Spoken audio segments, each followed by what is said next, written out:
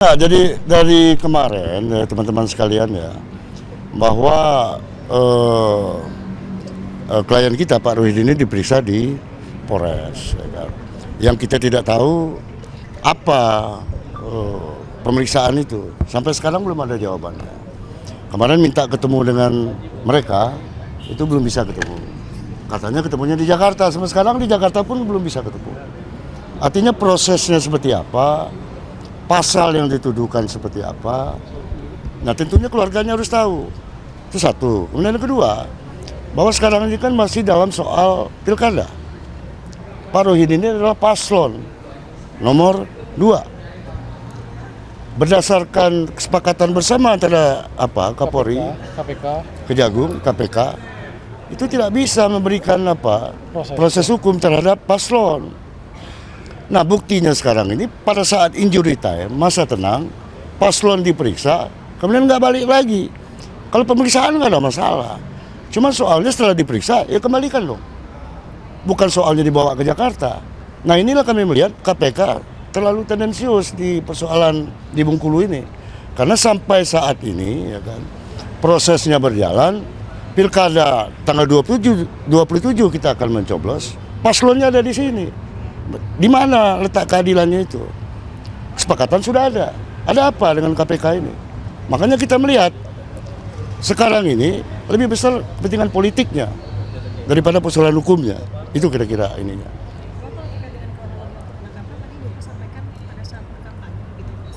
Iya, pada saat dia sedang di luar. Ulang kampanye ya?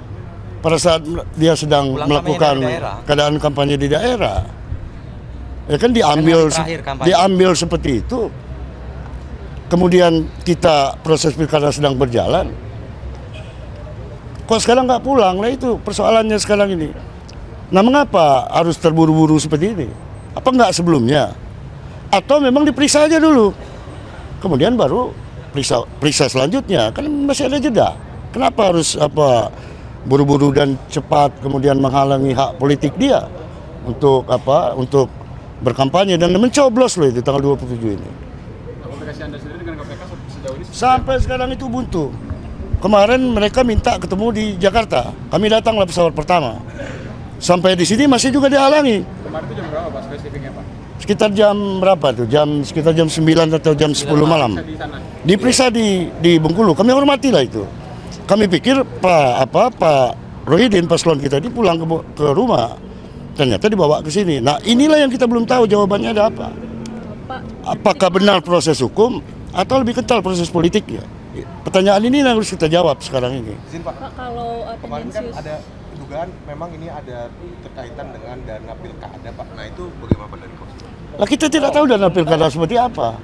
Memang prosesnya saja sampai sekarang kita tidak tahu. Tuduhannya apa terhadap paslon ini? Karena penyidik belum sama sekali ngomong. Belum sama sekali menjelaskan persoalan diperiksanya Pak Rohidin sampai saat ini belum ada penjelasan sedikit pun. Pak, kalau Bapak menduga ada tendensius dari sisi politik, ini dari lawan atau dari mana Pak? Pihak mana? Ya kalau namanya politik itu pasti dari lawan ya. Cuma dua pasang di Bengkulu. Kita tuh head to head. Siapa lagi? Kira-kira siapa lagi gitu. Nah cuma sekarang ini betapa zalimnya persoalan hukum di Bengkulu. Supaya teman-teman tahu sekarang ini. Jangan-jangan contohnya di Indonesia ini hanya ada di Bengkulu hal yang seperti ini. Langkah hukum apa kalau begitu Pak yang akan diambil? Makanya kami lihat dulu. Langkah hukum itu akan berlanjut, dilihat dulu apa sebenarnya yang dituduhkan kepada Pak Rohidin dan rekan-rekan yang ikut serta di situ. Nah ini yang kita belum tahu jawabannya. Hari ini menunggu jawaban itu. Nah kita mau tahu juga kesehatannya seperti apa, ya kan? Jangan sampai proses pilkada ini terganggu gara-gara proses hukum yang kita tidak tahu apa proses itu. Itu kira-kira. Dengan petugas komunikasi gimana? Lah barusan nggak ada. Tunggu aja dari dulu. Boleh masuk? Belum boleh masuk. Itu ada ruang tunggu sebenarnya, ruang tunggu publik loh itu. Bukan ruang tunggu KPK, ruang tunggu kita semua. Pada saat kita mau mendampingi, ya kan, orang yang ada persoalan di sini. Itulah gunanya dibuat oleh negara di situ. Belum sampai saat ini. Makanya kita harus tahu. Dari kemarin dia diperiksa di Polres seperti itu. Dari jam berapa? 9. Malam lah, habisan kita jam 7, jam 8. Jam 9. Sampai kini istrinya pun belum tahu bagaimana nasib suaminya. 24 jam berarti Pak ya? Belum 1 kali 24 jam. Bukan soal di 1 kali 24 jam. Orang pada saat dia tidak pulang, orang harus tahu keberadaannya, harus tahu dia kenapa.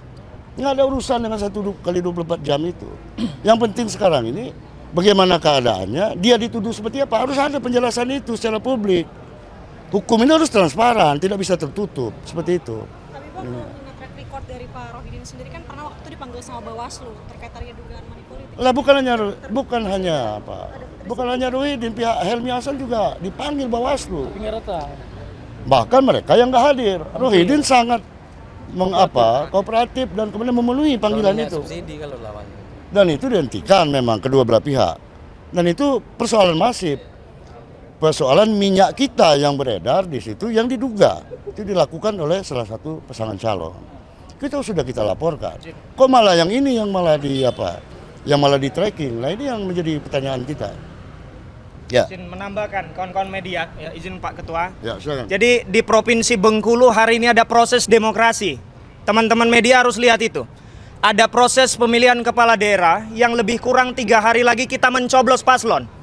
Dan ini tiba-tiba KPK ya memeriksa calon kita. Saya ingin ingatkan, Kejagung juga sudah memberikan peringatan. Apapun persoalan hukum yang terjadi, tunda dulu. Biarkan rakyat menentukan pilihannya sampai 27 November.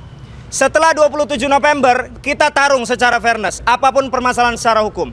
Ya, ada apa dengan KPK? Ini harus jadi perhatian. Bapak Presiden Prabowo Subianto, Menko Prof Yusril, Menko Prof Otto Hasibuan, Kejaksaan Agung, KPK termasuk kepolisian. Ada apa dengan KPK? Tadi malam kita minta bertemu. Itu diatur oleh KUHAP untuk mendampingi kliennya. Kita tidak dibolehkan. Kita diperintahkan ke KPK ke Jakarta. Hari ini kita ke KPK, tidak juga boleh masuk. Ada apa dengan KPK? Kita ingin ingatkan bahwa hari ini ada proses demokrasi di Provinsi Bengkulu. Kita masuki masa tenang 3 hari lagi, biarkan stabilitas itu, rakyat menentukan pilihannya. Jangan diupayakan kriminalisasi kemudian tebar masyarakat menjadi ketakutan seperti ini. Ada indikasi apa dengan Komisi Pemberantasan Korupsi? Kami tim hukum Rohidin Mersa pertanyakan itu dengan KPK. Dan kita minta dengan KPK agar kami diberikan waktu untuk bertemu dengan Pak Rohidin Mersa. Catatan untuk Presiden, catatan untuk Kementerian Koordinator Hukum dan seluruh aparat yang berkaitan. Saya kira itu poinnya teman-teman media. Bukan soal event apapun soalnya. Tapi timing penangkapan dan pemeriksaan yang hari ini ada proses pilkada di Provinsi Bengkulu. Itu yang catatan pentingnya yang harus digaris bawahi. Ditambahkan oleh Ketua.